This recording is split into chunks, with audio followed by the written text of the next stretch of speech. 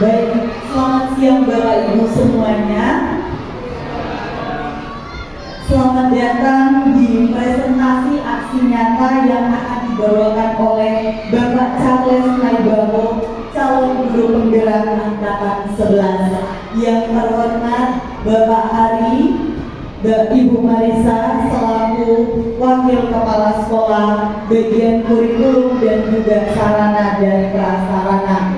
Saya juga ucapkan selamat datang kepada Bapak Ibu sekalian yang sudi hadir mengikuti presentasi aksi nyata dari Bapak kita, Bapak Charles Naibaho. Baik, untuk awalan kita mulai dengan doa pembuka. Saya mohon kepada Pak Fansi.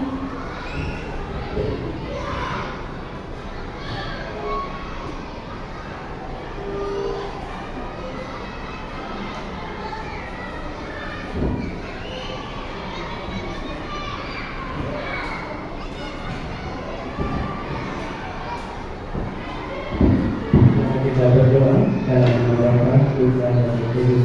Amin. Kalau Bapa dalam surga, kembali kami mengucap syukur kepadamu atas semua berkat yang Engkau limpahkan kepada kami, khususnya pada hari ini. Berkatilah pula apa yang menjadi rencana khususnya dengan segala kami Charles. Semoga apa yang sudah direncanakan dapat segala dengan kehendak-Mu. Nama kami puji Tuhan, kini dan sepanjang masa. Amin. Dalam nama Bapa, Putra, dan Roh Kudus. Amin. Baik, terima kasih Pak Fansi karena sudah membuka presentasi aksi nyata ini dengan doa. Selanjutnya, marilah kita dengarkan sepatah dua kata dari Wakil Kesiswaan kepada Ibu Marisa Marta Susila, dipersilakan.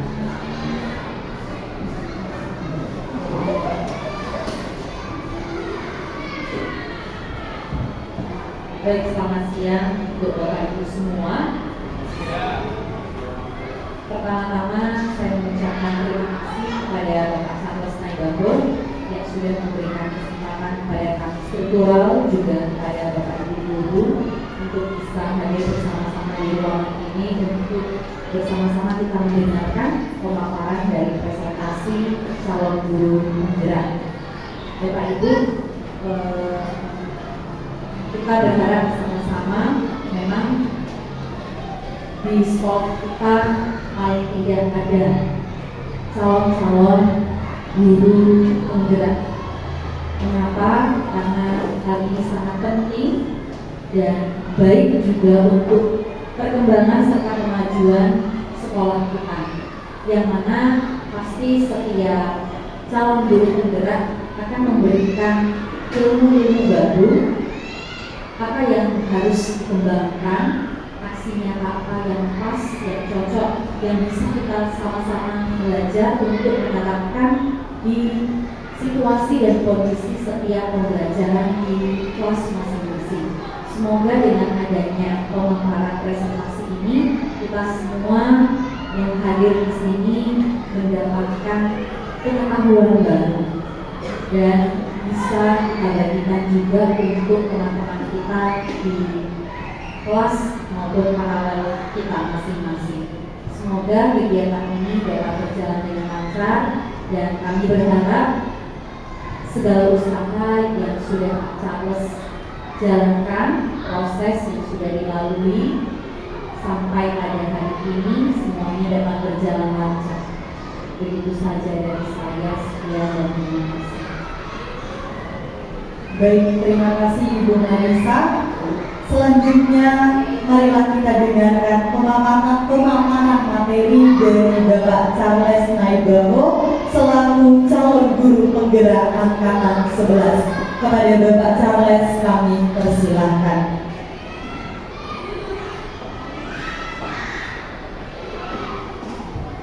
Baik, terima kasih atas bantuannya sebagai MC, dan terima kasih juga kepada Bu Marisa selaku wakil kesiswaan, dan terima kasih juga kepada Pak Hari selaku wakil Satgas yang telah bersedia untuk hadir mendampingi saya dalam kegiatan presentasi ini. Terima kasih juga kepada Bapak Ibu guru yang berkenan menyempatkan diri untuk bergabung di ruangan ini untuk melakukan presentase dari aksi nyata selama saya mengikuti kegiatan guru penggerak.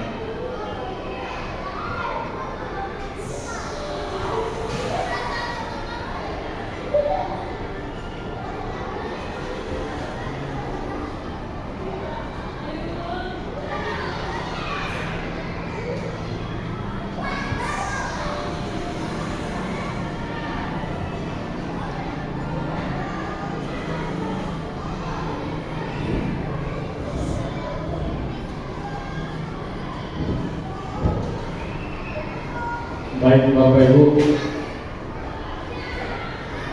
aksi nyata modul 1.4 budaya positif. Jadi Bapak Ibu, kami selama CGP ini modul kami diawali mulai 1.1. Jadi ada modul 1, 2 dan seterusnya, tapi itu ada bagian 1.1 dan 1.1 ini juga bisa sampai F atau G. Jadi 1.1A, 1.1B sampai F atau G. Lalu ini aksi nyatanya masuk ke 1.4. Jadi kalau aksi nyata berarti ini keseluruhan. Ini 1.4 ini sampai kalau nggak salah sampai G. Jadi ini dari keseluruhan. Nah, di sini kami akan memaparkan, saya akan mencoba mempresentasikan dari yang telah saya pelajari untuk bisa saya jelaskan kepada Bapak Ibu semua. Sebenarnya agak berat memang untuk mengikuti kegiatan CGP ini.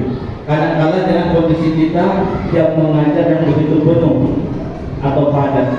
Kadang ini yang kesulitan kita untuk melakukannya. Tapi perkenalkan, fasilitator saya yaitu Bu Rahayati Geni, SPD PAUD, tinggal beliau di Tanjung Pinang. Praktek pengajar saya Ibu Tukina Panjaitan SPD, beliau mengajar di SD Negeri 0210. Dan saya sendiri calon sama SPD, calon guru penggerak angkatan 11. Dengan informasi Bapak Ibu angkatan 12 mau buka. Semoga Bapak Ibu yang lain terpanggil Bapak Ibu. Berikutnya pemaparan saya untuk aksi nyata modul 1.4 ini yaitu tentang konsep mimpi budaya positif. Jadi ada 7 yang mau saya paparkan Bapak Ibu. Ada 7. Yang pertama perubahan paradigma belajar. Yang kedua disiplin positif.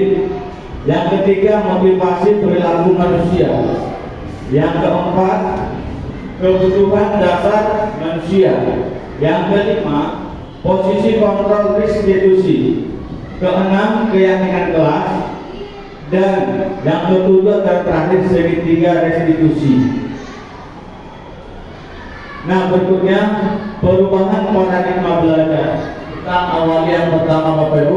Untuk perubahan paradigma belajar ini, pembelajaran dengan paradigma baru merupakan pembelajaran yang didasarkan dengan prinsip pembelajaran berdiferensiasi, sehingga peserta didik belajar sesuai kebutuhan atau dengan kondisi siswa.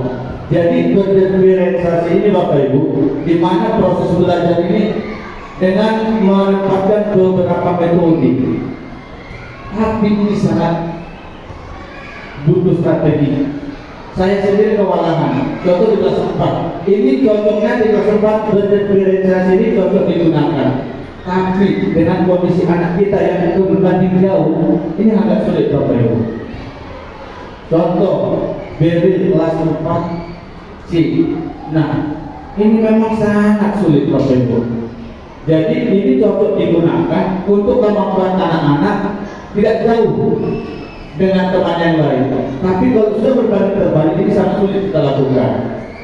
Nah, berikutnya, tetapi ini teori belajar ini harus berkaitan dengan profil belajar Pancasila, karena kita ini sudah berkeluk merdeka Bapak Ibu. Berikutnya miskonsepsi teori kontrol. Maksudnya Bapak Ibu, apakah ini cara dulu sekarang atau masa mendatang? Jadi dalam artian kita mau ambil cara yang mana? Karena metode pembelajaran ini berbeda-beda tergantung kondisi atau keadaan kelas. Nah, berikutnya disiplin positif. Disiplin positif adalah suatu cara penerapan disiplin yang mengajarkan anak bertanggung jawab dan menumbuhkan nilai-nilai kebajikan. Jadi disiplin positif ini Bapak Ibu, kebiasaan yang baik. Contoh di sekolah kita, kebiasaan yang baik itu yang kita lakukan yaitu sebelum mulai pembelajaran anak-anak sudah berdoa. Tanpa kita suruh, anak-anak otomatis sudah berdoa Bapak Ibu. Nah, disiplin positif lagi yaitu anak-anak berbaris. Tapi ini mulai memudar Bapak Ibu. Setelah corona, ini mulai berkurang. Di mana posisinya anak-anak untuk berbaris di kelas dan bersalaman itu sudah berkurang. Nah, berikutnya mengubah paradigma stimulus respon ke pendekatan teori kontrol. Nah, ini maksudnya Bapak Ibu, ada stimulus respon, ada kontrolnya. Dalam artian saya ambil contoh, kenyataan kebutuhan kita sama. Nah, untuk teori kontrolnya kenyataan kebutuhan kita berbeda. Dalam arti kata, kita sudah tentukan keyakinan dalam kelas itu apa, tapi kadang-kala anak tidak sesuai dengan kesepakatan tersebut. Jangankan anak, orang tua juga ada keberatan. Kita udah tentukan jadwal piket, udah setuju nih, tiba hari H orang tua komplain, jangan anak saya piket, anak saya ada les, kelamaan pulang, kalau bisa jangan piket. Padahal sudah kesepakatan kelas, itu harus dilakukan bersama Bapak Ibu. Jadi maksudnya di sini ada stimulus respon, ada kontrol. Maksudnya kebutuhan sama, teori kontrolnya itu kenyataan kebutuhan kita berbeda. Dalam arti kata seperti yang saya katakan tadi, kita udah sepakat nih buat jadwal piket, tapi kenyataannya ada yang melanggar. Kenapa? Karena kebutuhan yang berbeda. Ada anak yang les, ada anak nggak terbiasa, ada anak yang nggak terbiasa melakukan tugas kebersihan di rumah. Jadi begitu di sekolah atau ada paradigma orang tua, anak itu datang sekolah hanya untuk belajar. Sebenarnya anak itu datang ke sekolah, tapi bukan hanya belajar, interaksi sosial, tanggung jawab, itu juga kita ajarkan, kan begitu Bapak Ibu. Nah, baik, kita lanjut. Nah, disiplin positif yang berikutnya. Disiplin berasal dari kata disiplina atau artinya belajar. Nah, disiplin positif ini bisa dikatakan kembali, ini agak berat biasanya dilakukan oleh anak-anak. Namanya juga disiplin untuk pembelajaran. Ya Bapak Ibu ya.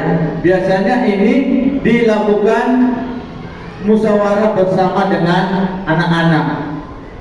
Di kelas ini yang saya perhatikan ada kayak disiplin tentang keyakinan kelas seperti 4E. Di situ ada ditempel keyakinan kelas di belakang.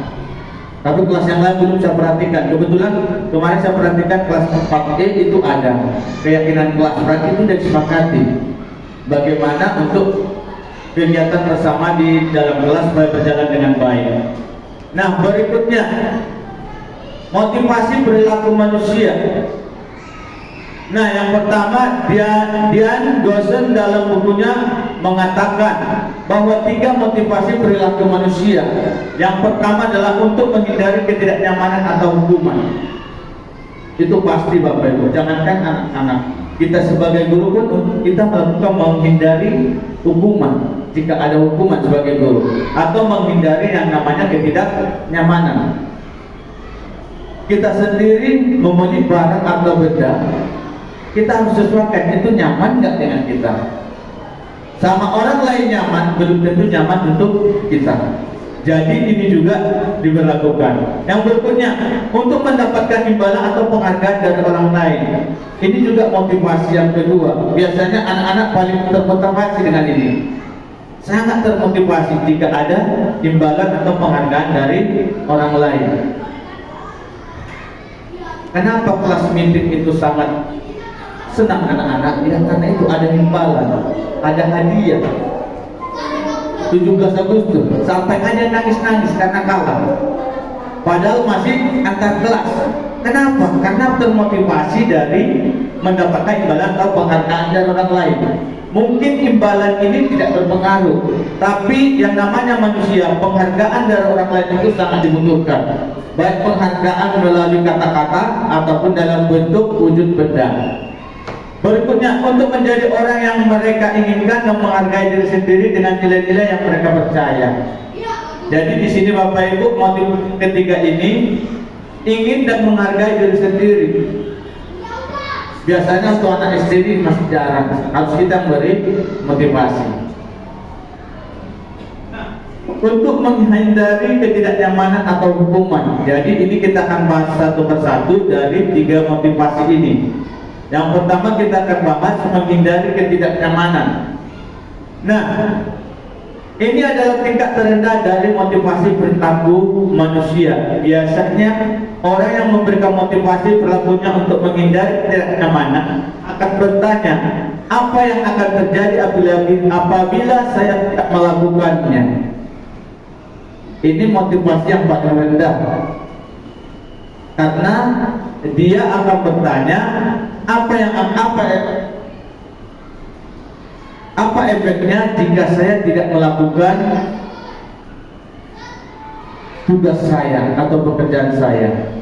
Jadi ini motivasi di mana seorang anak harus melihat dulu efeknya apa, baru dia bertindak atau melakukan. Nah, sebenarnya mereka sedang menghindari permasalahan yang mungkin muncul dan berpengaruh pada mereka secara fisik atau psikologi. Jadi anak kita, kalau kita beri motivasi seperti ini, biasanya anak-anak akan menghiraukan, kurang semangat. Kenapa? Karena dia sudah bertanya, saya dapat apa? Ada nilai tak? Kalau ada nilai, berarti itu masuk ke imbalan seperti yang tadi atau penghargaan. Jadi ini motivasi yang paling rendah Bapak Ibu ya. Berikutnya, untuk menghindari imbalan atau penghargaan dari orang lain. Ini satu tingkat dari motivasi yang pertama tadi. Jadi orang dengan motivasi ini akan bertanya, apa yang akan saya dapatkan apabila saya melakukannya. Mereka melakukan sebuah tindakan untuk mendapatkan pujian dari orang lain. Sudah kodrat manusia mendapatkan suatu pujian. Jangankan dari guru, kita sendiri sebagai guru, kita kadang juga mau mendapatkan pujian dari pasangan kita, dari suami atau istri atau pacar, dari bapak ibu semua. Jika diberi pujian itu semangatnya minta ampun, apalagi yang masa-masa pacaran kan begitu, ya. Nah, berikutnya, untuk menjadi orang yang mereka inginkan dan menghargai diri sendiri dengan nilai-nilai yang mereka percaya. Nah, motivasi ini sangat sulit dilakukan. Tetapi jika ini dilakukan, ini biasanya akan berhasil. Karena dari diri sendiri Bapak Ibu. Motivasi untuk perubahan itu lebih besar dari diri kita sendiri, baru dari orang terdekat kita. Kalau dari orang terdekat kita sendiri memberi motivasi, tetapi ini dari diri sendiri belum ada, itu akan sulit. Makanya kadang kita seorang guru, tanpa kita sadari kita sudah melakukan selalu motivasi kepada anak didik kita. Ayo kerjakan soal ini, jangan sampai nilainya jelek. Ayo sabar cepat selesai, antar ke depan. Maka anak-anak akan berlomba. Secara tidak langsung kita sebagai guru ini sudah kita lakukan, tapi kadang-kadang kita kurang merefleksikan apa kendala, apa kekurangan, bagaimana supaya itu lebih baik, kan begitu. Nah, berikutnya kebutuhan dasar manusia. Apa itu kebutuhan dasar manusia? Segala sesuatu yang harus kita penuhi. Jadi setiap tindakan memiliki tujuan. Jika tujuan dan tindakan tercapai, maka kebutuhan kita akan sesuatu terpenuhi. Jadi pada konsepnya, setiap makhluk hidup itu membutuhkan kebutuhan dasar yang berbeda. Jangankan anak-anak, kita juga seorang guru membutuhkan kebutuhan dasar. Baik kebutuhan dasar dalam sekolah untuk mengajar, kebutuhan dasar di rumah. Anak-anak juga demikian. Kebutuhan dasar itu di sekolah apa? Kebutuhan dasar di rumah apa? Kebutuhan dasar di kelas dan di lapangan juga berbeda. Contoh untuk olahraga, jika teori dan praktek itu kebutuhan dasarnya berbeda. Kalau praktek kebutuhan dasar utama yaitu pakaian olahraga. Kalau di kelas teori kebutuhan dasarnya buku teori olahraga. Jadi kebutuhan dasar manusia itu berbeda-beda. Nah, berikutnya, menurut Ki Hajar Dewantara atau yang biasa disebut Bapak Pendidikan ya, Bapak Pendidikan Nasional. Nah, menurut Ki Hajar Dewantara, kita ambil contoh perbandingannya dengan hidup tumbuh-tumbuhan seorang petani. Dalam hakikatnya sama kewajibannya dengan seorang pendidik. Jadi menurut filosofi Ki Hajar Dewantara ini Bapak Ibu, kita seorang pendidik itu disamakan dengan seorang petani yang menanam padi misalnya, hanya dapat menuntut tumbuhnya padi. Dia dapat memperbaiki kondisi tanah, memelihara tanaman padi, memberi pupuk dan air, membasmi ulat-ulat dan jamur-jamur yang mengganggu hidup tanaman padi dan lainnya. Jadi menurut Bapak Pendidikan Nasional ini, ya, kita sebagai guru itu sama dengan seorang petani Bapak Ibu, di mana kita ditugaskan menjadi wali kelas atau guru dan studi.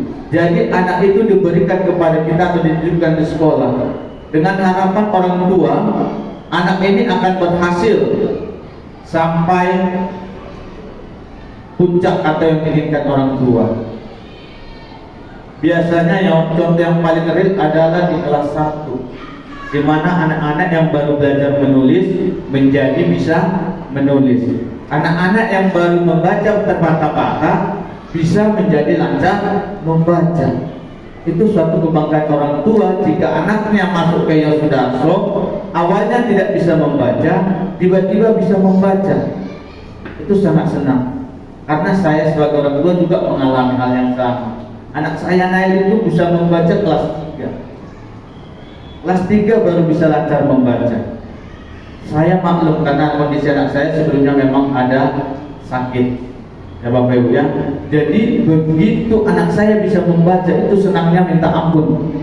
Saya selaku orang tua, bayangkan kelas 3 SD baru bisa membaca, itu senangnya minta ampun. Padahal saya sudah sempat stres, bagaimana anak saya ini kelas 3 tak bisa membaca. Saya seorang guru, istri saya seorang guru, tapi anak saya tidak bisa membaca. Tapi itulah Bapak Ibu, Pak Aru sudah mengalaminya. Kita di sekolah guru, tapi di rumah kita nggak dianggap guru oleh anak kita, ya Pak Ari ya. Apa yang kita sampaikan orang tua nggak dianggap, hanya apa yang dikatakan wali kelas yang dipercaya anak kita. Jadi makanya filosofi Ki Hajar Dewantara ini menyamakan kita seorang pendidik sama dengan seorang petani. Berikutnya masih menurut filosofi Ki Hajar Dewantara, ketika guru memahami kebutuhan apa yang mendasari perilaku murid dan guru berusaha menuntut dan mendukung murid dalam memenuhi kebutuhannya secara positif, pada hakikatnya guru tersebut ibarat seorang petani yang sedang berusaha memahami kebutuhan masing-masing tanaman dan dia berusaha memenuhi kebutuhan tanaman tersebut agar dapat tumbuh dengan subur. Karena tanaman padi ini Bapak Ibu, merawatnya sangat sulit. Padi ini tumbuhnya bukan satu-satu, tapi dia itu dalam apa istilahnya ya, bonggol atau tunas ya, apa istilahnya dalam padi Bu ini ya? Nah, dalam batang ya, dalam rumput ya. Walaupun padi dalam rumput, tapi dalam satu petak sawah itu bisa padi mengalami penyakit yang berbeda. Jadi kita juga pada saat mengajar anak didik satu kelas memiliki kelemahan dan kelebihan yang berbeda pada anak didik. Padi itu juga demikian. Udah satu ini kan padi itu yang tidak berisi, dia berdiri aja. Padahal dia satu akar, tapi ada satu batang yang tidak ada isinya. Dia tegak aja. Yang ada itu dia akan duduk. Jadi begitu juga kita dengan posisi mengajar. Ada anak yang menonjol, ada anak yang diam, ada anak yang lari. Sana lari sini ada. Ya Bapak Ibu ya. Iya. Kalau udah gitu Pak Pansi langsung tertawa dia. Miss Enji bisa senyumnya kan. Nah, memang wali kelas 4 ini memang harus terpisah lah. Baru siap-siap panjang kelas 5 kan begitu Bapak Ibu ya. Baik, berikutnya. Nah, ini ada istilah dalam bahasa komiknya ini. Kamu ini tadi terlambat, tungguin teman, sekarang mau sampai sembarangan. Ini dalam karikatur untuk karakter anak dalam kelas. Biasanya kalau anak melakukan kesalahan cepat kali Bapak Ibu. Sebelum kita menegur, temannya sudah menegur. Kan mau sampai sembarangan kan? Langsung marah. Padahal guru sudah mau mendekat, mau menyampaikan. Tapi ada karakter anak yang sangat aktif. Contoh di kelas 6F itu ada namanya Advento. Itu paling memperhatikan semua keadaan kelas temannya. Semua mau diurus. Semua mau diurus. Jadi ada beberapa yang memiliki karakter yang berbeda, melebihi guru. Saking aktifnya, jadi melebihi guru. Saking aktifnya dia memperhatikan keadaan kelasnya, keadaan temannya. Kan ngobrol, dia udah langsung nyaut. Padahal ada guru di kelas. Sebenarnya itu tidak baik. Ya, Bapak Ibu ya. Baik, berikutnya. Ada 5 kebutuhan dasar manusia, Bapak Ibu. 5 kebutuhan dasar manusia. Yang pertama adalah kebutuhan untuk bertahan hidup. Nanti saya perjelaskan satu persatu. 5 kebutuhan dasar manusia ini, yang pertama kebutuhan untuk bertahan hidup, yang kedua cinta dan kasih sayang, yang ketiga kebebasan, yang keempat kesenangan, yang kelima kekuasaan. Inilah kebutuhan dasar manusia. Nah, berikutnya kebutuhan dasar bertahan hidup. Yang pertama adalah makanan dan minuman. Yang kedua kesehatan, yang ketiga rumah, yang keempat rasa aman. Nah, kebutuhan bertahan hidup ini biasanya 1 dan 3 ini sudah berada di rumah atau pada orang tua. Tetapi yang keempat ini biasanya ada di sekolah. Rasa aman anak itu di kelas, baik itu belajar ataupun dalam diskusi kelompok. Ada anak, jika kita bentukkan kelompoknya, dia nggak merasa nyaman di kelompok ini. Jadi bagaimana cara kita sebagai guru membuat anak itu supaya nyaman? Apa metodenya? Begitu Bapak Ibu. Nah, berikutnya kebutuhan kasih sayang. Nah, kebutuhan kasih sayang, rasa menyayangi dan disayangi, memberi dan menerima perhatian. Jadi kita juga seorang guru, rasa menyayangi itu hanya sebatas kasih sayang antara guru dan anak. anak didik kita Bapak Ibu ya. Nah, memberi dan menerima perhatian. Ada anak itu kadang yang butuh perhatian, yang suka disuruh-suruh, senang anak. Ada anak nggak suka disuruh. Nak antarkan dulu ke kantor. Anak nggak mau, karena dia nggak ada rasa percaya dirinya untuk ke kantor guru atau malu.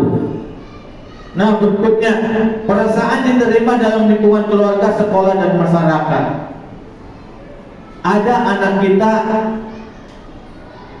yang dia merasa tidak diterima di kelompok atau kelas atau di keluarga atau di masyarakat, karena biasanya ini adalah anak yang inklusi atau yang berkebutuhan khusus.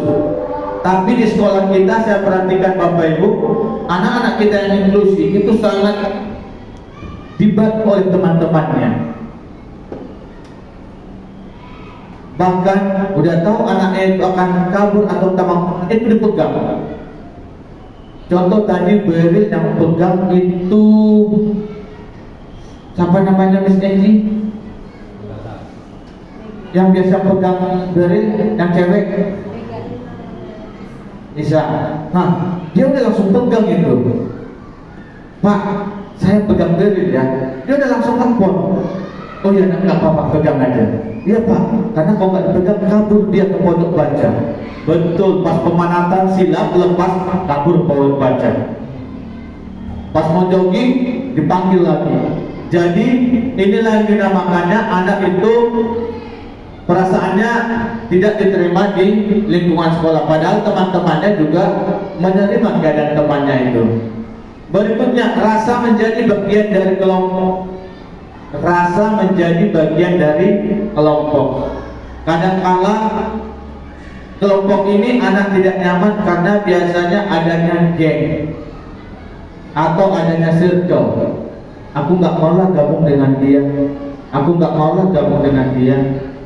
Padahal itu kita sebagai guru nggak boleh mengiyakan apa kehendak anak.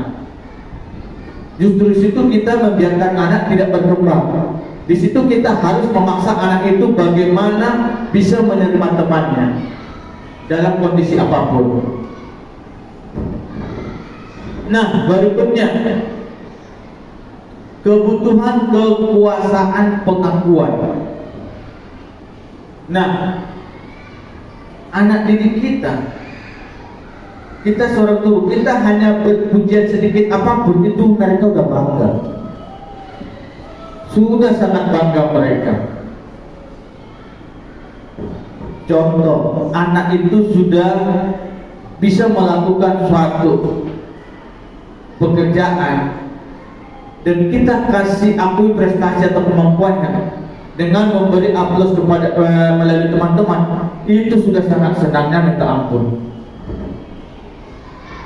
Tapi Bapak Ibu, kita sebagai guru harus bisa mengambil langkah. Jika anak itu memang kemampuannya rendah, kita suruh ke depan dengan soal yang begitu rendah, lalu dia bisa menjawab dan kita kasih aplaus, itu anak itu sangat senang sekali. Tapi soalnya kita rendahkan Bapak Ibu, jangan kita samakan dengan kemampuan anak yang tinggi. Jadi kebutuhan dasar manusia, setiap manusia membutuhkan ini, kebutuhan kekuasaan pengakuan. Yang namanya manusia membutuhkan pengakuan ini, apapun kemampuannya, supaya termotivasi. Nah, berikutnya didengarkan dan merasa bahagia. Kadang-kala Bapak Ibu, saya juga setelah belajar ini saya merefleksikan diri saya sendiri. Kadang saya langsung bentak anak, Pak, ini apa tak dulu? Kamu nggak lihat Bapak lihat apa? Padahal anak itu langsung terkejut. Kadang saya merefleksikan diri saya, oh ternyata yang saya lakukan kurang tepat. Setelah memperhatikan dari kebutuhan dasar manusia ini, oh ternyata setiap manusia ingin didengarkan. Jadi kita guru ini harus dipaksa bagaimana untuk mendengarkan setiap apa penyampaian anak-anak. Setelah saya masuk CGP ini, saya sekarang mulai berkurang untuk menjas anak. Jika ada pengaduan atau penyampaian-penyampaian yang begitu cepat, kadang anak kita ini cepat kan penyampaiannya. Nah, berikutnya, setiap manusia atau anak dihormati atau dipercayai. Jadi Bapak Ibu, jika anak didik kita, pasti ada setiap kelas anak didik itu tidak memiliki rasa percaya diri. Pasti ada.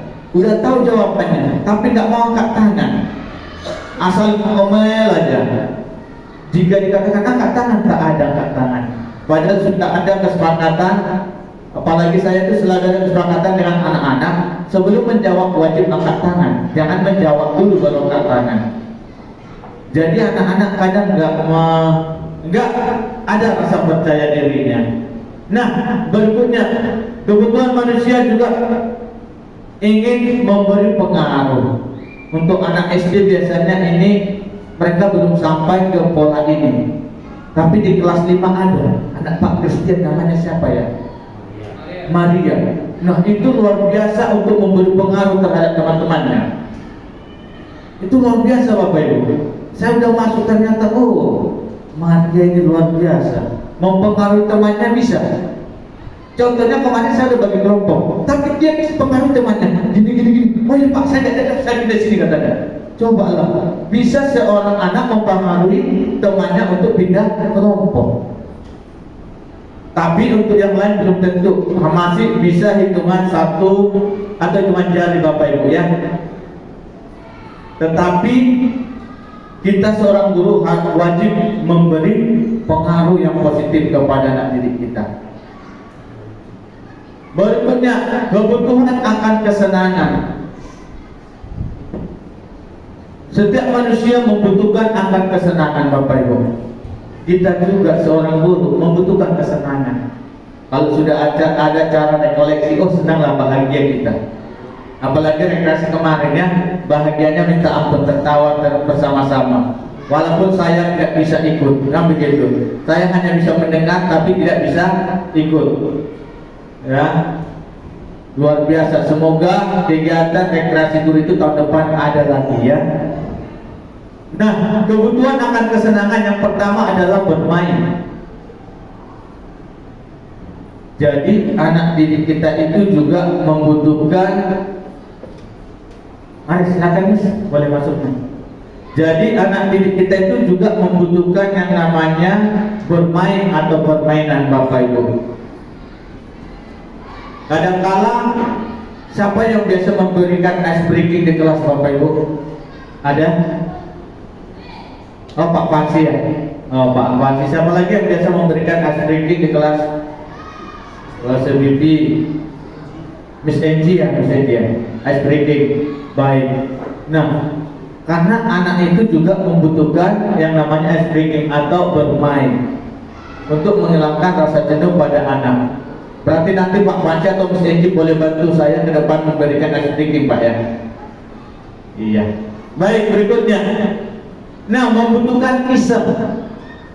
Anak ini seringkali iseng Bapak Ibu, jahil kepada teman atau iseng kepada Bapak Ibu guru. Anak itu sudah tahu tapi pura-pura tidak tahu. Agar anak itu ingin diperhatikan, diajak ngobrol. Ingat Bapak Ibu, anak-anak kita ini banyak yang tidak ada waktu untuk ngobrol sama orang tua di rumah. Kalau anak kita ciri-cirinya suka ngobrol sama kita, bercerita, itu tandanya anak itu biasanya kurang teman curhat dengan orang tua di rumah. Karena orang tua sibuk kerja. Biasanya anak yang suka ngobrol itu biasanya lebih dekat dengan wali kelas. Kalau bidang studi itu jarang. Karena kami bidang studi kan masuknya hanya sekali atau 2 kali seminggu. Kalau Bapak Ibu tiap hari masuk kelas. Jadi anak itu akan merasa nyaman untuk berbicara atau ngobrol. Biasanya ini anak kelas-kelas besar Bapak Ibu.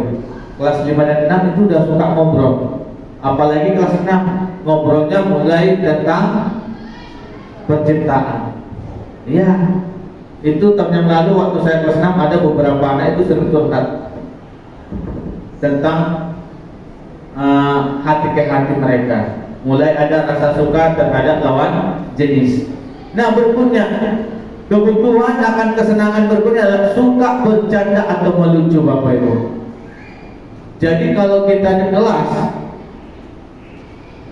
suka kita membuat lelucon atau lucu atau canda, anak itu akan senang, sangat senang. Jadi apapun yang kita sampaikan, mereka akan fokus. Mereka akan fokus mendengarkan apa yang kita sampaikan. Nah, berikutnya menikmati apa yang kita lakukan. Jadi tanpa kita sadari, anak-anak kita kalau sudah bosan di kelas, mereka silakan Mas.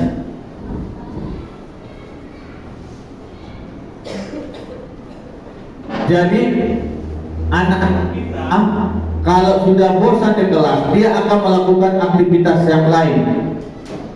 Mulai daripada menggambar, mewarnai dan sebagainya.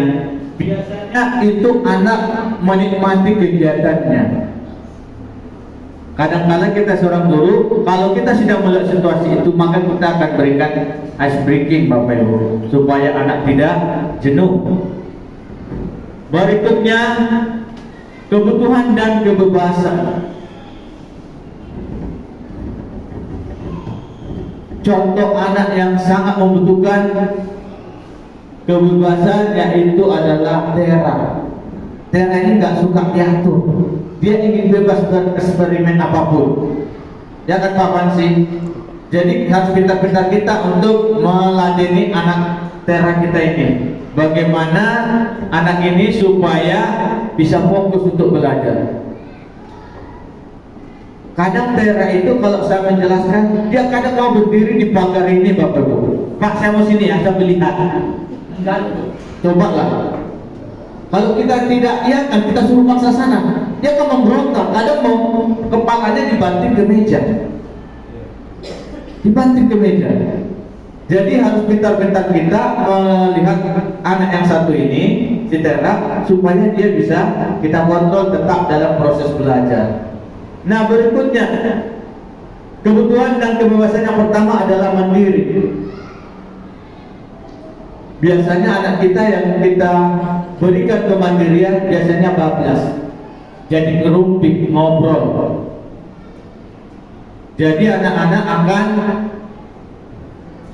terganggu dengan yang lain. Kenapa? Dia sudah terlalu bebas, mandiri, sehingga ngobrol. Yang berikutnya memiliki pilihan.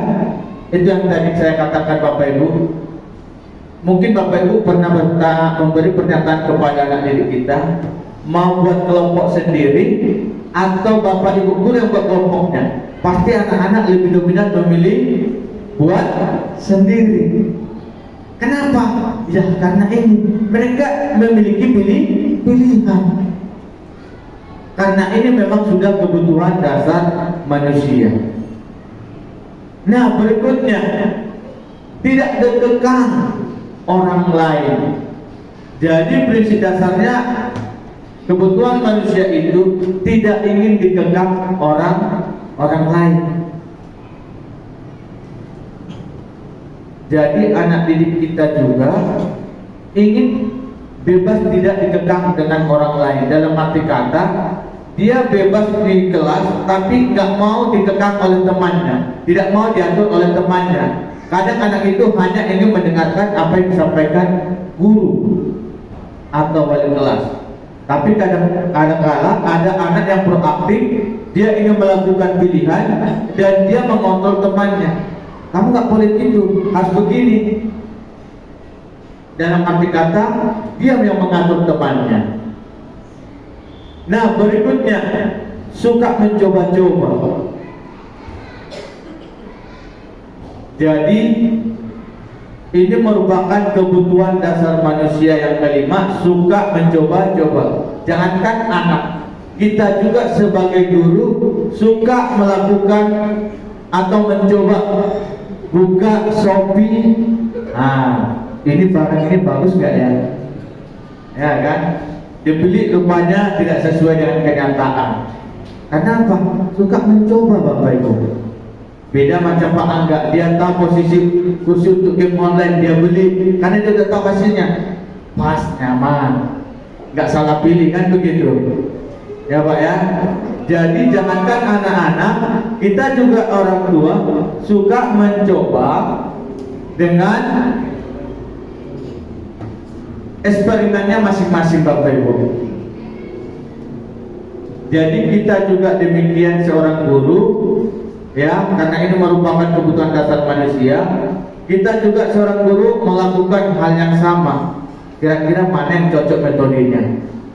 Jika dilakukan metode A, B, C, jika refleksi ulang kembali, yang mana yang cocok orang mau akan dilakukan. Nah, berikutnya posisi kontrol restitusi. Nah, ini posisi kontrol restitusi di mana kita seorang guru harus mengajak anak didik kita ini mencari permasalahannya apa. Jadi kita tak boleh menjudge anak didik. Jadi kita ini bisa mengontrol anak itu, kita bisa sebagai teman, manajer, ataupun sebagai sahabat. Nah, untuk posisi kontrol yang diterapkan seorang guru yang pertama adalah biasanya penghukuman. Ini yang paling banyak dilakukan guru. Posisi kontrol, penghukuman. Anak itu langsung kita hukum. Kamu salah, hukum. Ini yang paling banyak Bapak Ibu ya. Anak salah langsung hukum. Nah, posisi kontrol kedua, ada seorang guru melakukan pembuatan rasa bersalah. Pembuatan rasa bersalah ini biasanya guru mengeluarkan kata-kata bagaimana anak itu supaya luluh hatinya dan merasa bersalah. Nah, berikutnya sebagai teman, ada guru itu anak bersalah diajak berbicara, dianggap seperti teman atau sahabat, supaya anak itu terbuka. Karena setiap anak melakukan kesalahan pasti ada alasannya. Nah, berikutnya ada guru sebagai pemantau.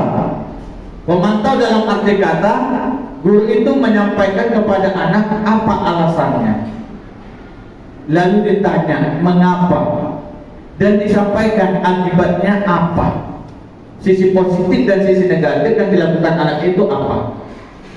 Nah, berikutnya ada posisi kontrol sebagai manajer. Nah, inilah yang diminta atau posisi kontrol yang paling baik dari seorang guru, di mana di sini guru bisa merangkum ini semua, mulai menanyakan alasannya, memvalidasi kebenaran kesalahan itu, hingga membuat anak itu berubah ke hal yang lebih baik. Nah, kita akan bahas bersama satu persatu, mulai dari penghukuman. Nah, baik, penghukuman ini biasanya yang seperti saya katakan, biasanya ini langsung menggunakan hukuman fisik. Pak, saya nggak bawa buku paket, depan berdiri, langsung berdiri. Ini langsung penghukuman Bapak Ibu. Ya, ini langsung kita beri penghukuman kepada anak didik kita Bapak Ibu. Nah, jadi Pak, apakah itu boleh? Saya nggak bisa jawab Bapak Ibu. Mengapa? Karena kita sudah ada undang-undang perlindungan anak, dan kita dilarang untuk menghukum anak secara fisik. Apalagi sekarang ini kita ini sudah masuk kurikulum merdeka. Nah, di mana penghukuman ini biasanya patuhi aturan atau awas. Kita langsung gas anak itu. Ya nggak bawa besok. Nggak boleh ikut praktek olahraga. Kadang saya keceplosan juga mengatakan itu Bapak Ibu. Ya. Kadang-kadang kan saya, mungkin Bapak Ibu guru yang lain juga demikian. Kadang-kala memberi efek yang paling jerak kepada anak itu adalah penghukuman. Tapi ingat Bapak Ibu, ada sisi negatif dari sini. Kadang-kala anak itu merasa kecewa atau tersakiti dengan hukuman yang kita berikan. Nah, berikutnya perbuatan merasa bersalah. Nah, contoh perbuatan merasa bersalah ini pada posisinya biasanya guru akan bersuara lembut, menggunakan kata-kata di mana anak itu menjadi merasa bersalah. Contoh kata-kata yang dikeluarkan dengan lemah lembut terpisah. Ibu sangat kecewa dengan kamu. Berapa kali Bapak harus memberitahu kamu ya? Jadi kita mengucapkan kata-kata yang kita sendiri merasa kecewa. Jadi anak itu dengan tanpa sadar akan mengalami rasa bersalah. Pertanyaan akan muncul, Pak, ada anak yang ibunya tinggi kali. Memang betul. Itu sebabnya ini kita harus memilah dari 5 posisi kontrol ini. Tergantung karakter anak didik. Gak boleh kita samakan. Ada anak memang harus hukuman, gak bawa buku, berdiri. Kenapa? Tiap hari dia aja gak bawa buku. Kalau sudah demikian berarti harus ada pendampingan khusus. Boleh bicarakan, hubungi wali kelas atau langsung ke orang tua alasannya apa. Nah, saya kembalikan yang tadi Bapak Ibu merasa bersalah ini. Jadi seorang guru tidak menjas anak dengan kesalahannya. Nah, berikutnya teman. Nah, di sini guru mengajak anak untuk berbicara. Biasanya anak itu melakukan kesalahan, kita harus bawa ke depan, contoh ke ruang guru. Jadi jangan di depan kelas langsung Bapak Ibu. Jadi anak itu kita arahkan, anak itu seperti sahabat kita. Jadi supaya anak itu merasa terbuka dengan kesalahan yang dilakukannya. Dan di sini juga harus pintar-pintar orang guru untuk menyampaikan kata-kata supaya anak itu bisa bercerita dengan alasannya. Ingat Bapak Ibu, setiap manusia mempunyai alasan dengan apa yang dia lakukan. Setiap manusia, apa yang dilakukan pasti punya alasan. Contoh Bapak Ibu dulu, tanpa disadari bergerak begini. Itu tanpa alasan, ada alasannya. Kenapa? Karena udah pegal. Jadi setiap manusia, apapun yang dilakukan pasti ada alasannya. Walaupun itu alasan yang bagian kecil ataupun hal yang paling besar. Nah, berikutnya pemantau. Nah, contoh di sini Bapak Ibu, untuk guru sebagai pemantau, ini jika ada anak yang berantem, bertengkar antara si A dan si B. Jadi di sini posisi kita guru adalah sebagai pemantau dengan memanggil kedua anak dan bertanya satu persatu. Tidak boleh menjawab sekali dua Bapak Ibu. Kalau menjawab sekali dua bersamaan, yang terjadi adalah perdebatan dan pertengkaran kembali. Tapi kita sebelum kita ajak berbicara, kita harus pastikan siapa yang ditanya, dia yang menjawab secara bergantian. Jadi di sini sebagai pemantau ini, kita ini akan sebagai saksi dan kita beri konsekuensinya apa. Jadi anak itu kita tanya alasan si A apa, alasan si B apa. Jadi di sini kita akan memberi stimulus atau respon yang menunjukkan tanggung jawab guru dalam mengontrol murid. Jadi begitu anak itu menyampaikan alasan masing-masing terhadap pertengkarannya, kita akan carikan solusi. Bagaimana supaya pertengkaran ini bisa selesai. Jika ada yang dirugikan, kita akan cari solusinya. Bagaimana untuk menghilangkan kerugian itu supaya balance. Nah, berikutnya manajer. Ini posisi terakhir, di mana manajer ini adalah posisi di mana guru melakukan sesuatu bersama dengan murid, mempersilakan murid mempertanggungjawabkan perilakunya. Jadi di sini posisi guru sama-sama mengontrol anak itu untuk bertanggung jawab dalam pelaksanaan atau kesalahan yang dilakukan. Jadi anak didik itu akan mengalami atau mengakui kesalahan yang dia lakukan, sehingga kita akan menanyakan apakah kamu meyakininya. Jika kamu meyakini sesuatu, apakah kamu siap memperbaikinya. Jadi setelah anak itu mengakui kesalahan yang dia lakukan, kita akan tanyakan kepada anak itu bagaimana cara anak untuk memperbaiki kesalahan yang sudah dia lakukan. Agar apa?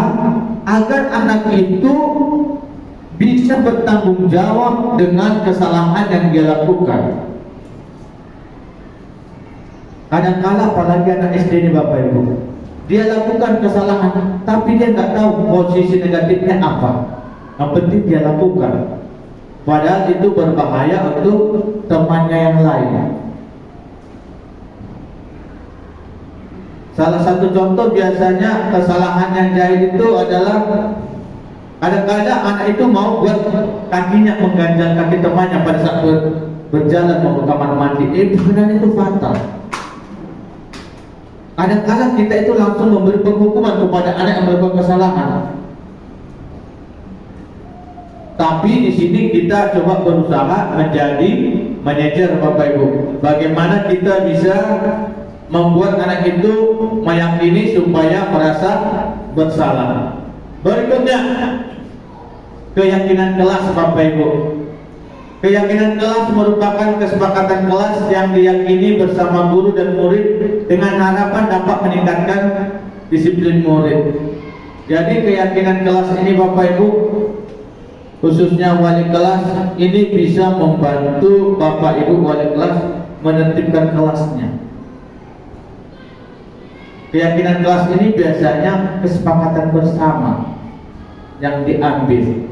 Jadi ini kita serahkan kepada anak, tapi sebelum kita serahkan kita harus kasih gambaran bentuk-bentuk keyakinan kelas itu apa. Jadi anak-anak akan memberi keyakinan kelas masing-masing, lalu itu ditempel di depan kelas atau di belakang. Jadi kalau anak-anak melakukan kesalahan, kembali lagi, kan keyakinan kelas kita ini loh, nggak boleh dilanggar. Ini ada kesepakatan bersama.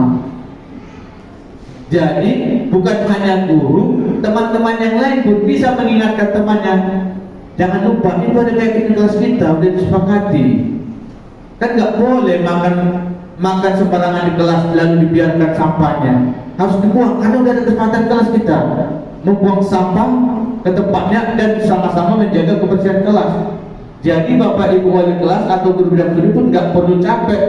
Nah itu sampahnya tolong dibuang tempat sampah. Karena sudah ada keyakinan kelas, kesepakatan bersama, sehingga teman-temannya juga saling mengingatkan. Nah, berikutnya keyakinan kelas yang pertama adalah ini contoh Bapak Ibu ya, nggak harus diikuti ya. Nah, pembentukan keyakinan kelas itu yang pertama, kunci keyakinan kelas bersifat lebih abstrak. Yang kedua, keyakinan kelas berupa pernyataan-pernyataan universal. Yang berikutnya, pernyataan keyakinan kelas senantiasa dibuat dalam bentuk positif, nggak boleh yang negatif Bapak Ibu. Dalam arti kata, nggak boleh langsung keyakinan kelas itu tentang kesalahan. Jadi hal yang positif Bapak Ibu. Dan berikutnya, keyakinan kelas hendaknya jangan terlalu banyak, karena terlalu banyak pun nanti anak-anak semakin pusing mengikutinya. Nggak ada role-nya nantinya Bapak Ibu.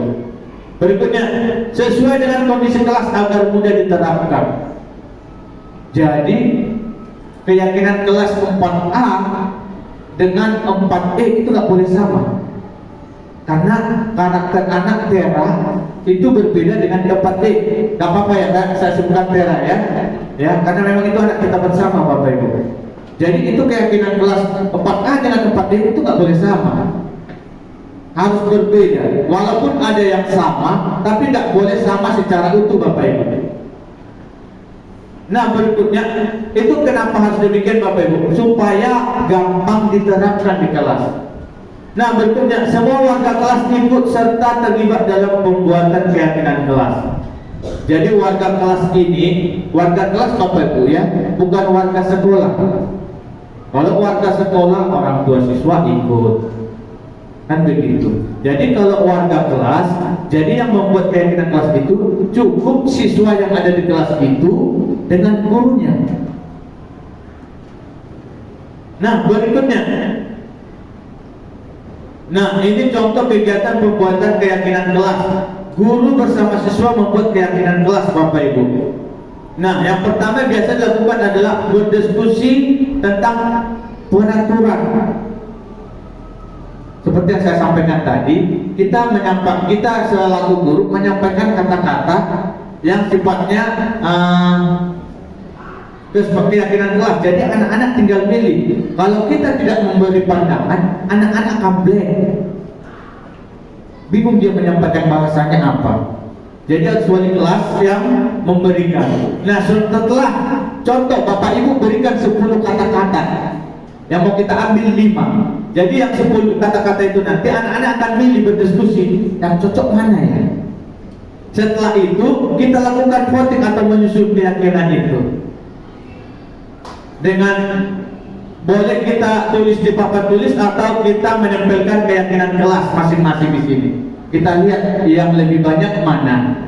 Berarti itu yang dibutuhkan. Begitu Bapak Ibu. Nah, kita lanjut. Keyakinan kelas. Ini ada contohnya 10 Bapak Ibu ya. Ini nggak harus diikuti, tergantung Bapak Ibu. Tidak membuang sampah sembarangan. Ya. Yang kedua, tidak boleh bermain pada saat belajar. Yang ketiga, tidak boleh berkelahi. Yang keempat, disiplin waktu. Biasanya anak-anak gak mau memilih ini Bapak Ibu. Kalau kita kasih, pasti anak-anak gak mau milih ini. Nanti istirahat, saya terlambat gak bisa jadinya katanya, kan begitu. Nah berikutnya, tidak boleh membuli. Biasanya anak-anak banyak yang memilih ini Bapak Ibu. Tidak boleh membuli. Berikutnya, melaksanakan piket sesuai jadwal. Berikutnya, disiplin berpakaian. Nah ini sangat penting Bapak Ibu. Kadang-kala ada 1-2 anak suka mengeluarkan baju. Walaupun kebanyakan saya perhatikan anak didik kita ini, baik saya di kelas 4 atau kelas 5, rata-rata itu masuk baju semua. Hanya kelas paling banyak 4, paling banyak itu yang nggak mau masukkan baju. Bahkan di kelas itu hanya ada 1. Tapi selalu ada Bapak Ibu. Karena saya sedang studi, saya masuk setiap kelas. Jadi saya perhatikan pasti ada setiap kelas 1, 2 atau 3 orang. Paling banyak 4. Tapi hal ini saya nggak sebutkan nama kelasnya Bapak Ibu ya. Nah berikutnya, dilarang duduk dan bermain di tangga. Kira-kira cocok nggak ini tempat kita? Cocok Bapak Ibu, karena kita lantainya lantai 3. Dan di sini juga ada tangga Bapak Ibu. Untuk walaupun hanya 2 tangga kan. Jadi kan anak-anak dilarang dan bermain di situ bahaya resikonya Bapak Ibu. Dulu Bapak Ibu, dulu Pak Hari, ini belum digerinda dulu kan Pak. Ini dulu masuk tajam Bapak. Setelah ada kejadian anak kepala bocor Pak Hari ya, baru ini dihaluskan lagi Bapak Ibu, digerinda. Jadi ini dulu runcing. Setelah ada anak jatuh, kepala kena bocor, barulah melakukan refleksi, maka dia bilang sebulan ini dipanggil tukang digerinda. Jadi dulunya runcing seperti ini Bapak Ibu. Dia risikonya tinggi. Nah berikutnya, dilarang membuang. Kita ada laci tak ya? Kita ada laci meja. Meja guru aja ya. Berarti ini kan nggak cocok Bapak Ibu. Kan begitu. Makanya saya katakan tadi, ini hanya contoh yang saya berikan Bapak Ibu. Tidak seharusnya untuk diikuti ya. Baik, berikutnya segitiga restitusi, yaitu suatu proses dialog yang dijalankan guru atau orang tua agar dapat menghasilkan murid yang mandiri dan bertanggung jawab. Segitiga restitusi ini membantu murid memiliki tujuan disiplin positif dan memperbaiki dirinya seolah-olah setelah berbuat salah. Nah, restitusi bukan untuk menebus kesalahan, namun belajar dari kesalahan. Jadi restitusi ini Bapak Ibu, anak yang salah kita akan panggil. Alasannya apa? Alasannya itu kita validasi, benar atau tidak. Kadang-kala anak itu memberi alasan yang penting selamat. Kenapa demikian? Karena yang kita panggilkan hanya dia, temannya tidak ikut. Jadi kita harus memvalidasi benar nggak jawaban anak tersebut. Nah, ciri-ciri restitusi adalah yang pertama, bukan untuk menebus kesalahan, namun untuk belajar dari kesalahan. Berikutnya, memperbaiki hubungan. Tawaran dan bukan paksaan. Restitusi menuntut untuk melihat keadilan diri, mencari kebutuhan dasar yang mendasari tindakan, dan cara yang paling baik pada karakter bukan tindakan. Fokus pada solusi, mengembalikan murid yang berbuat salah pada kelompoknya. Jadi anak-anak ini Bapak Ibu yang melakukan kesalahan, ini tidak boleh langsung kita jas. Kita panggil dulu, kita akan menyampaikan bahwa anak itu bukan menebus kesalahan, namun belajar dari kesalahan supaya itu tidak diulangi kembali. Dan kita akan sampaikan apa sisi negatifnya. Kita akan sampaikan apa kemauan dia setelah ini. Kita akan sampaikan bagaimana dia mencari memperbaiki kesalahan itu supaya tidak merugikan temannya. Nah, ini contoh bentuk segitiga restitusi, di mana segitiga restitusi ini yang pertama yang kita lakukan adalah menstabilkan identitas. Contoh, kalau anak sudah melakukan kesalahan, kita harus stabilkan dulu pola pikir anak itu supaya tenang. Karena setiap anak sudah melakukan kesalahan, kita panggil, anak itu akan langsung dak hidup. Ini harus kita stabilkan dulu, kita tanyakan, lalu setelah itu kita validasi kebutuhannya. Kita cek apa kesalahannya, benar atau tidak. Lalu setelah itu baru kita meyakinkan keyakinan dia. Jadi anak yang salah itu kita harus sampaikan kepada anak. Tujuan kita memanggil anak itu bukan untuk menyalahkan atau menyudutkan dia. Dan kita harus sampaikan kepada anak bahwa kita juga seorang guru memiliki kesalahan yang sama, atau tidak ada manusia yang tidak luput dari kesalahan, supaya anak itu merasa nyaman untuk menyampaikan alasannya. Setelah itu kita sampaikan, baru kita tanyakan anak, kira-kira kamu kenapa tidak mengerjakan tugas? Maka dia akan menjawab alasannya. Alasan itu harus kita validasi. Boleh kepada orang tua, boleh kepada teman, kalau memang alasannya itu berkaitan dengan di kelas. Nah, berikutnya, nah ini ada kata-kata untuk restitusinya. Yang pertama, kamu tentu punya alasan mengapa melakukan itu. Itu yang saya tanyakan tadi, alasannya apa? Nah, adakah cara yang lebih efektif untuk mendapatkan apa yang kamu butuhkan? Jika dia melakukan kesalahan itu karena tidak kenyamanan, contoh ketidaknyamanan itu adalah dia jalan-jalan, bosan duduk jalan-jalan karena dia tidak nyaman, maka kita akan bertanya, apa hal yang efektif yang ingin dibutuhkannya? Pak, saya udah bosan, saya mau kamar mandi. Oke, silakan kamar mandi, cuci muka. Nah, berikutnya, jadi kita tak boleh marah sama anak-anak. Jadi kita harus berusaha untuk berbicara kepada anak itu alasannya apa, atau nilai-nilai apa yang telah kita sepakati, seperti keyakinan kelas tadi Bapak Ibu. Nah, berikutnya, menstabilkan identitas. menstabilkan identitas ini Bapak Ibu, yaitu membuat anak merasa gagal karena berbuat salah menjadi positif terhadap dirinya. Nah, menstabilkan identitas ini, guru berkata atau berbuat salah itu hal yang manusiawi. Tidak ada manusia yang sempurna. Bapak Ibu juga buat salah. Jadi dalam arti kata, menstabilkan identitas itu,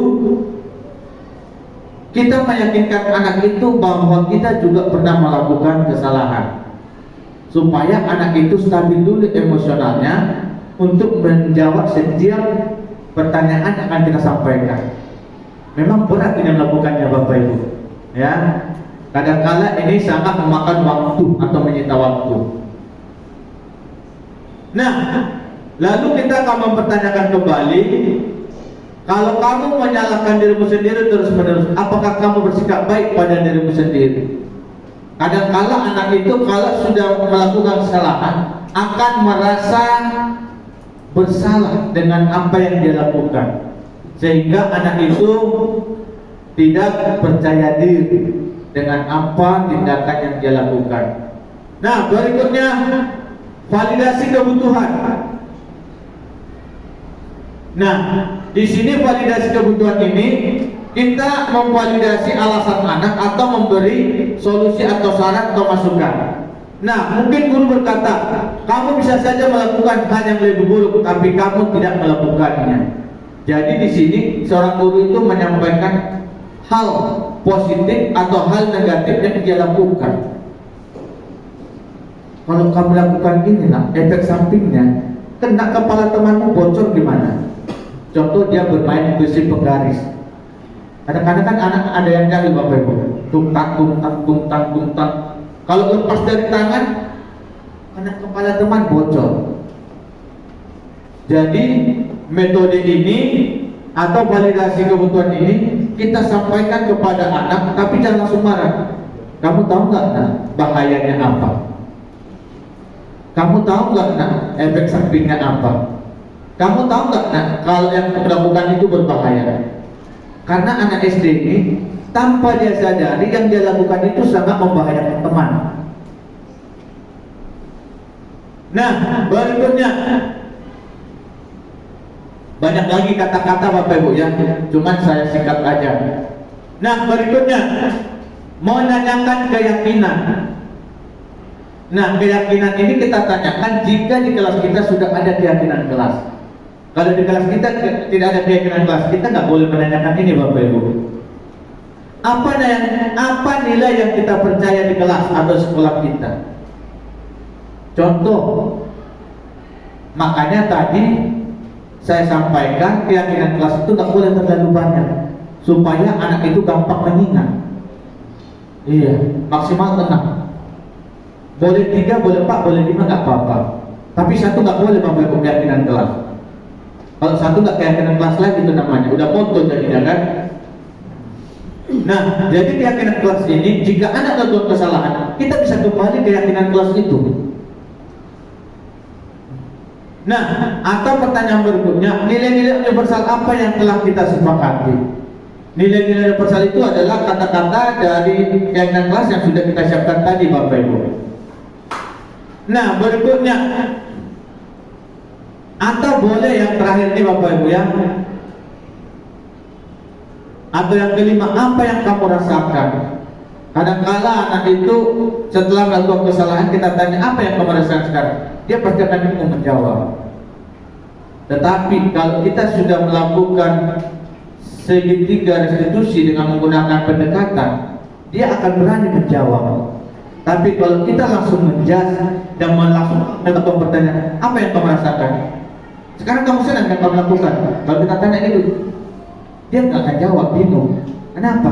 Karena itu karena kita belum stabilkan identitas dia. Karena dia masih merasa takut. Aku nanti diapain ya. Tapi kalau udah kita stabilkan identitas dia, baru kita ajak berbicara dengan menanyakan keyakinan dengan kesalahan-kesalahan yang dia lakukan, maka dia akan terbuka. Memang agak berat Bapak Ibu. Jangankan ini, saya aja udah hampir mau mundur dari CGP ini. Kemarin saya sampaikan sedikit, aduh Sir berat nih, gimana, boleh mundur nggak? Nggak boleh kata Sir Didi. Ya gimana Bapak Ibu? Ya, karena memang kalau saya pikir-pikir dengan bentuk-bentuk penerapan ini sangat sulit saya lakukan di sekolah, sangat sulit. Tapi ini kita harus mempelajari bagaimana kondisi ini kita ambil mana yang baik untuk sekolah kita atau kelas kita. Jadi untuk Bapak Ibu guru juga wali kelas khususnya boleh nanti memilah-milah tentang keyakinan kelas ini. Nah berikutnya, nah ini ada contoh, ada suaranya nggak ini? Bentar.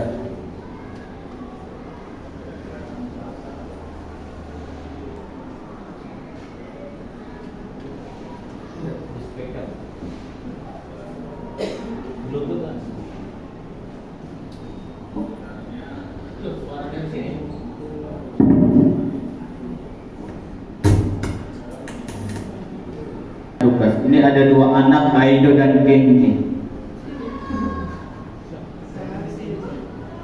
Miss Enzi nggak bawa apa itu? Kenji bukan Miss Enji. Oh kesayangan.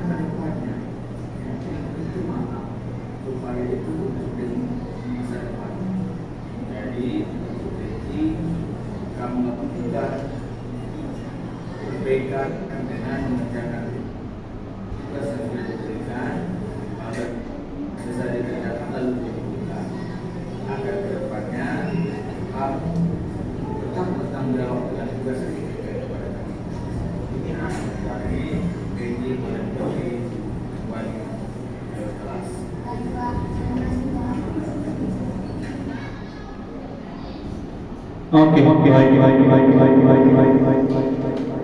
baik Bapak Ibu. Nah, itu tadi merupakan kasus anak yang tidak mengerjakan tugas. Jadi saya panggil, saya coba melakukan segitiga restitusi, di mana anak itu saya panggil, lalu saya buat validasi. Setelah validasi saya buat stabilitas emosionalnya, sehingga anak itu menyampaikan apa kesalahan dan apa dasar dan mengapa itu dia lakukan. Lalu menyatakan kepada anak apa konsekuensi atau apa perbaikan yang akan dia lakukan. Lalu si Kenji mengatakan, saya akan mengerjakan tugas itu Pak, dan akan mengumpulkan kembali supaya ada nilai. Dan kedepannya dia berjanji tidak akan mengulangi hal yang sama, karena dia sudah melanggar kesepakatan kelas dengan tidak bertanggung jawab. Karena itu contohnya tadi, keyakinan kelasnya salah satunya adalah tidak tanggung jawab. Tanggung jawabnya apa? Dia tidak mengerjakan tanggung jawab untuk mengerjakan tugas. Jadi tanggung jawab ini kesepakatan kelasnya banyak. Tidak mengerjakan tugas, tidak mengerjakan piket kelas, jadi itu melanggar tanggung jawabnya.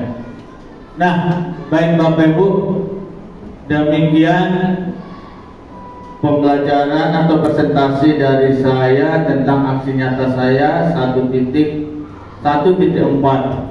Jadi untuk penutup, marilah belajar bersama, berkolaborasi, saling mendukung demi terwujudnya disiplin positif di sekolah kita, sehingga dapat menciptakan karakter profil pelajar Pancasila. Sekian dan terima kasih.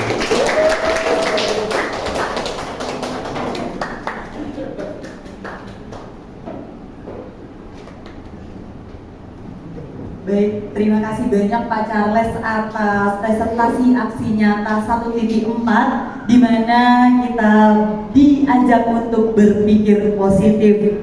Selanjutnya kita buka sesi tanya jawab. Saya persilahkan kepada Bapak dan Ibu jika ada yang mau ditanyakan atau masih merasa belum puas, boleh diberikan kepada Pak Charles. Atau saran juga boleh Bapak Ibu. Baik, saran juga boleh Bapak Ibu, dipersilahkan. Silakan Pak Panji.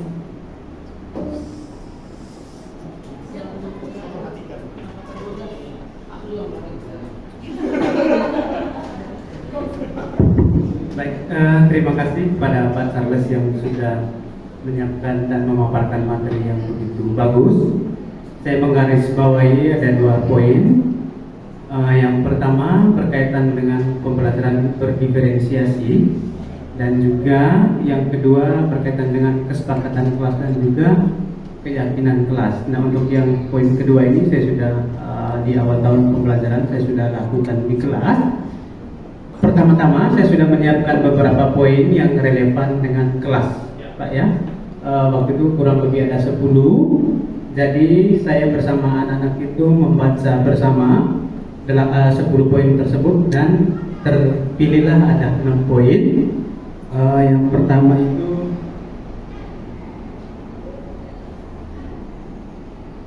tentang kehadiran, kedua partisipasi, ketiga menghormati, keempat itu saling menghargai, 5 itu komunikasi, dan terakhir adalah jujur. Nah, saya rasa 6 poin ini memang sangat relevan dengan berlangsungnya KPM di kelas, dan juga berkaitan dengan anak-anak memang yang perlu pendampingan khusus seperti Dextera, Peggy, dan ada 2 lainnya. Nah, beruntungnya setelah tahun ajaran baru dimulai saya sudah membuat ini. Akhirnya ketika dalam berjalannya KPM menemukan masalah, titik temunya ada di keyakinan kelas ini, Bapak. Jadi saya rasa ini memang sangat bermanfaat untuk berlangsungnya KPM kita di kelas. Itu yang pertama. Dan yang kedua berkaitan dengan pembelajaran berdiferensiasi. Memang secara khusus pembelajaran diferensiasi ini untuk di kelas 4 SD memang belum terlalu efektif, Bapak, menurut saya. Karena ketika dibandingkan dengan di SMA yang sudah berjalan dan juga anak-anaknya memang sudah mandiri, ketika mereka memutuskan atau memilih pembelajaran yang memang benar-benar mereka minat dan bertanggung jawab atas pilihannya, mereka akan bertanggung jawab atas pilihan mereka dan juga konsekuensinya akan mereka terima apabila tidak menjalankan dengan pilihan mereka sendiri. Nah, ketika itu kita terapkan di SD, itu sangat susah. Kenapa? Yang pertama tadi yang Bapak sampaikan, kemampuan itu gapnya terlalu jauh antara siswa satu dengan siswa yang lain. Tetapi ini juga kita usahakan ke depan. Kira-kira menurut Pak Charles, untuk sepengamatan Bapak untuk di kelas 4, 5, dan 6 itu kira-kira cara yang efektif untuk menerapkan pembelajaran diferensiasi ini seperti apa, Bapak? Begitu, terima kasih.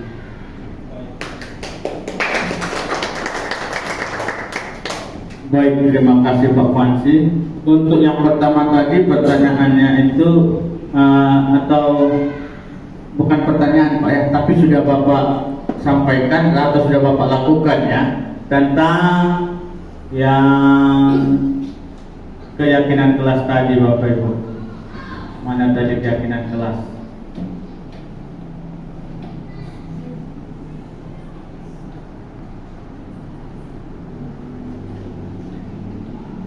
Nah, memang betul untuk keyakinan kelas ini tidak boleh terlalu banyak pilihannya Bapak Ibu. Kita harus melihat dengan kondisi kelas kita. Kita harus melihat kondisi kelas kita, karena ini keyakinan kelas, bukan keyakinan sekolah.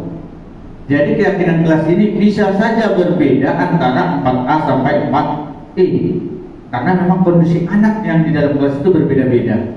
Tadi Pak Panci sudah membuat 10 pilihan yang sudah dibacakan bersama, dan hasilnya ada 6 gitu Pak ya.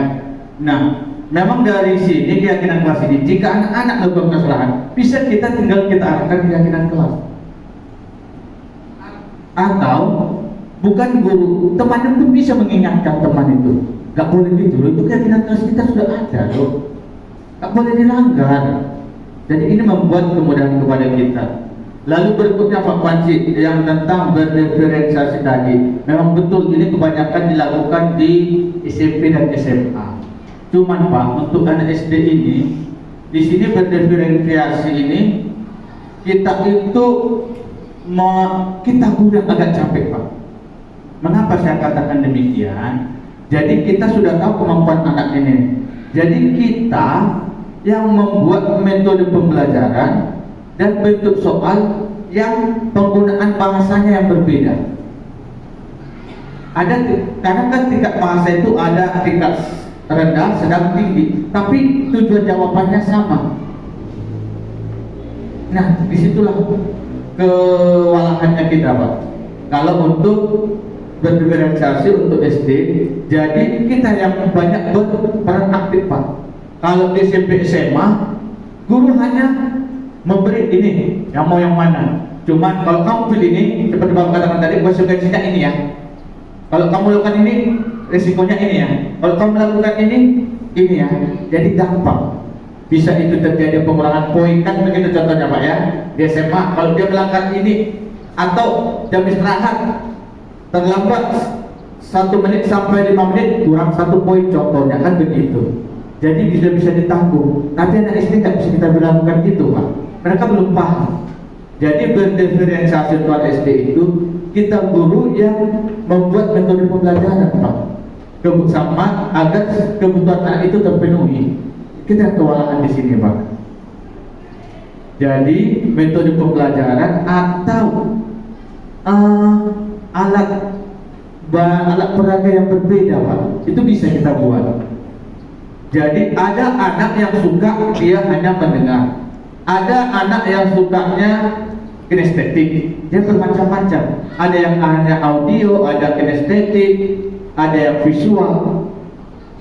Tapi kalau kita kan sudah lengkap, ada proyektor, kita udah langsung aja visual, udah mengenai semua, ada gambar, ada audio, ada visual, kan begitu. Zaman dulunya itu dipisahkan, ada audio, visual, estetik. Kok sekarang itu bisa disatukan melalui YouTube atau media-media pembelajaran yang lain. Mungkin itu aja Pak. Terima kasih. Ada yang lain Bapak Ibu? Baik, terima kasih Pak Pansi atas pertanyaannya. Ada lagi Bapak Ibu yang mau mengajukan pertanyaan? Oh boleh, silakan Miss.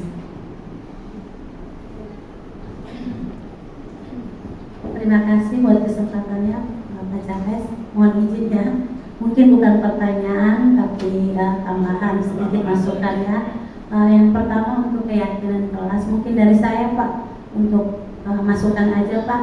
Kalau bisa di keyakinan kelas kita nggak usah pakai kata tidak di depannya. Nah, contohnya ya, misalnya membuang sampah sembarangan, nggak usah tidak membuang sampah sembarangan, langsung aja membuang sampah pada tempatnya, membuang sampah pada tempatnya. Terus yang kedua, di situ tidak boleh bermain pada saat belajar. Mungkin kita buat kata selalu menjaga ketertiban saat kegiatan pembelajaran. Terus tidak boleh berkelahi, kita mungkin saling menyayangi teman, saling menghormati. Jadi pakai kata-kata seperti itu. Jadi kalau kata tidak, jadi kita kayak menekan gitu. Mungkin dari saya gitu Pak kan. Jadi kita pakai kata seperti itu, kayak melaksanakan tiket sesuai jadwal. Nah itu disiplin berpakaian gitu. Nah, seperti itu. Mungkin dari saya kayak kalau kata tidak kayak gitu, kita kayak menekan siswa gitu. Jadi tidak kan harus pakai kata tidak. Terus masukkan juga kayak tadi seperti foto Bapak tadi membuat keyakinan kelas. Nah seperti itu.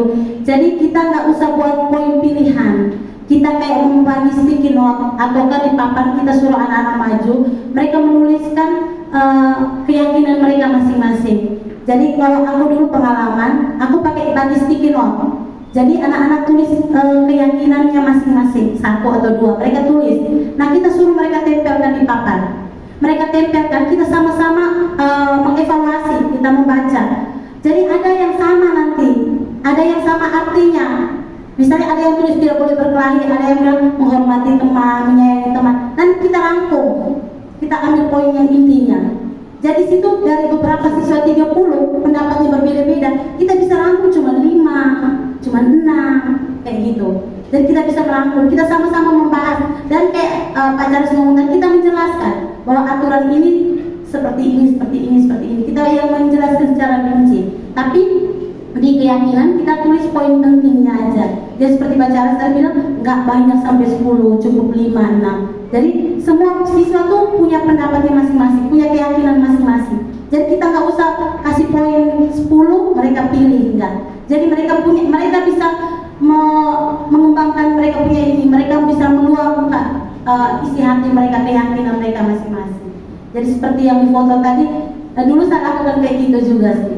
Ada keyakinan pakai sticky note gitu. Nah, itu untuk yang keyakinan kelas. Mungkin masukan saya lagi untuk pembelajaran diferensiasi. Kayak Pak Fansi tadi bilang, aku sudah pernah juga melakukan di SD Pak. Sebenarnya nggak terlalu susah, apalagi kita di sini sarananya lengkap kan. Maksudnya sudah ada infobus.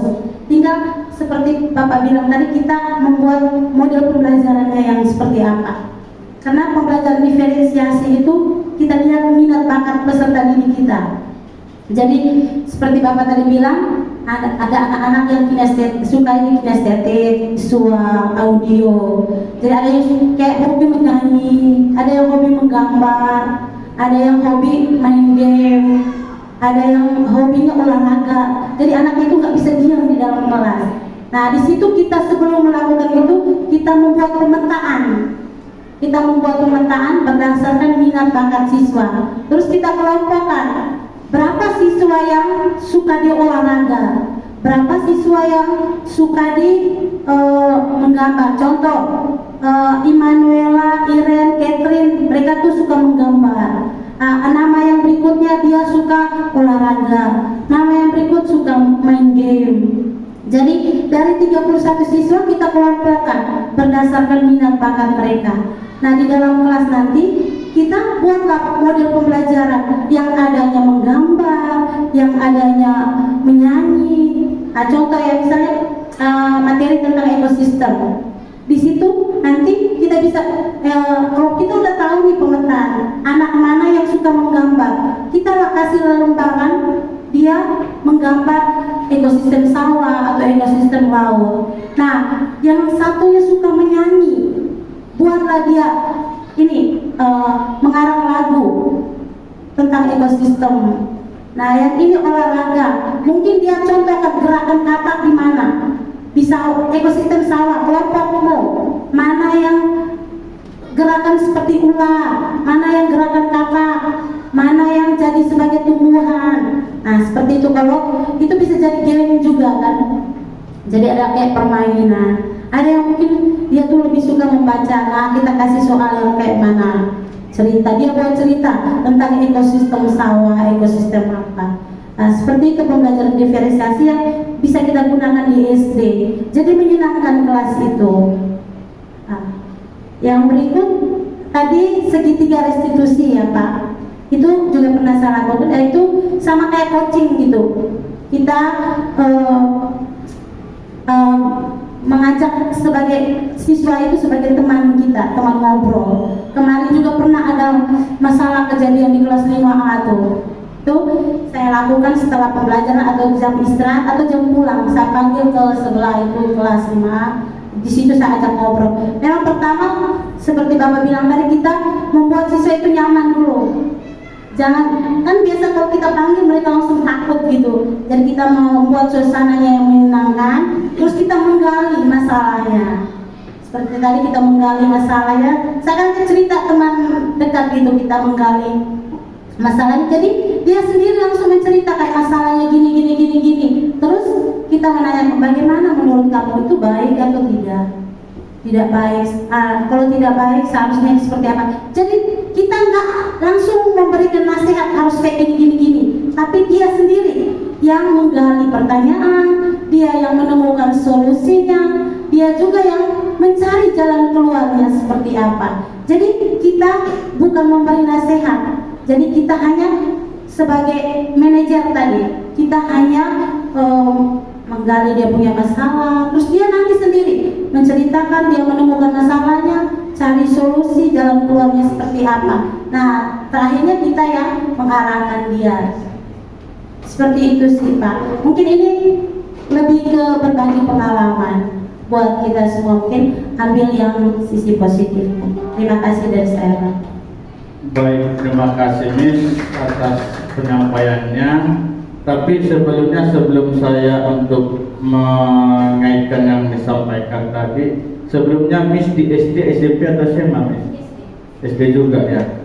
Nah, ini kenapa kata-kata ini dirubah? Karena ini memang tingkat SD, makanya digunakan kata tidak.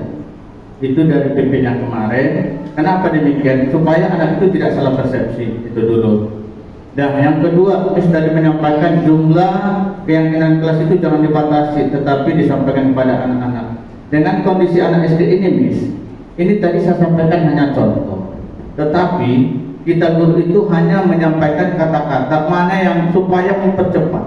Kalau langsung kita serahkan kepada anak, kita tidak kasih contoh apa yang mau dipilih dengan kondisi kelas, itu nanti akan rancu tak mana-mana karena masih SD. Lalu yang ketiga disampaikan tentang diferensiasi. Nah, untuk diferensiasi itu betul yang sampaikan tadi Miss itu memang berkaitan dengan yang saya sampaikan, dengan yang disampaikan Miss Pak Fansi juga. Karena memang yang ini yang sudah paling nyatanya nampak itu di SMA Pak ya. Karena ini memang sangat berdampak sekali di SMA, karena memang SMA itu kan sudah bertanggung jawab. Kalau di SD ini memang betul yang bisa saya sampaikan tadi dengan metode pembelajaran betul sudah berkaitan. Oke. Lalu berikutnya yang keempat disampaikan tentang restitusi. Nah, Miss katakan untuk teman mengobrol memang sama juga dengan yang saya sampaikan tadi, tapi lebih tepatnya juga sih enggak teman ngobrol juga sih Miss ya. Jadi itu anak kalau langsung kita katakan teman ngobrol nanti persepsinya beda. Tetap kita panggil anak, tapi tetap seperti yang saya sampaikan tadi, urutannya yang harus kita sampaikan. Baik, mungkin itu aja Miss, hanya berkaitan saja ya, tidak usah disangka lagi. Terima kasih. Yang lain Bapak Ibu? Tadi beberapa pendapat dari seleksi ya, saya setuju. Tapi ada satu poin tadi yang saya tidak setuju, karena yang saya sampaikan di sini tadi kesepakatan. Ya, kesepakatan kelas itu semua bagian di kelas. Ya, kenapa itu dibuat pilihan di kelas itu? Karena dia memang relevannya ada di kelas itu. Itu kesepakatan. Beda dengan keyakinan. Ya, kalau memang keyakinan itu kita boleh membebaskan anak kamu apa yang perlu diperbaiki minggu ini, minggu depan lebih advance lagi. Itu keyakinan. Kalau misalnya kesepakatan, itu kesepakatan bersama. Itu bedanya kesepakatan dengan keyakinan, begitu. Itu saya meluruskan itu saja, Pak. Terima kasih seluruhnya sangat berdampak. Terima kasih Pak Charles dan juga Miss Alexia.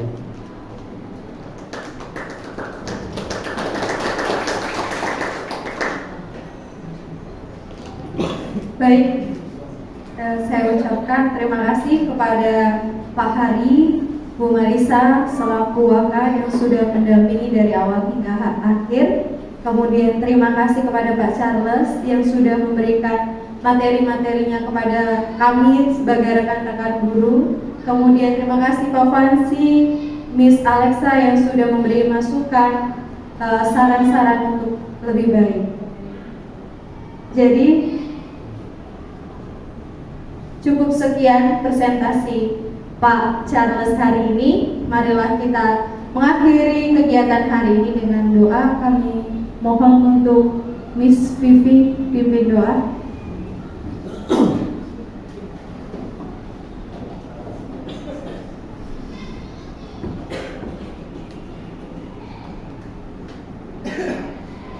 Marilah kita bersama dalam doa. Oleh Putra Kudus, Bapa yang Maha Baik, puji dan syukur kami haturkan kehadapan-Mu atas bimbingan-Mu dan penyertaan-Mu sepanjang presentasi teman kami Pak Charles pada hari ini. Kiranya apa yang menjadi masukan dan kritikan untuk teman kami bisa membangun agar lebih baik ke depannya. Ya Tuhan, sementara kami akan pulang, kiranya Engkau melindungi kami satu persatu di perjalanan, agar kami bisa bertemu dengan keluarga kami di rumah masing-masing. Semua doa yang kurang sempurna ini kami haturkan kepadamu dengan pengakuan kami Yesus Kristus. Amin. Dengan Bapa dan Putra dan Roh Kudus.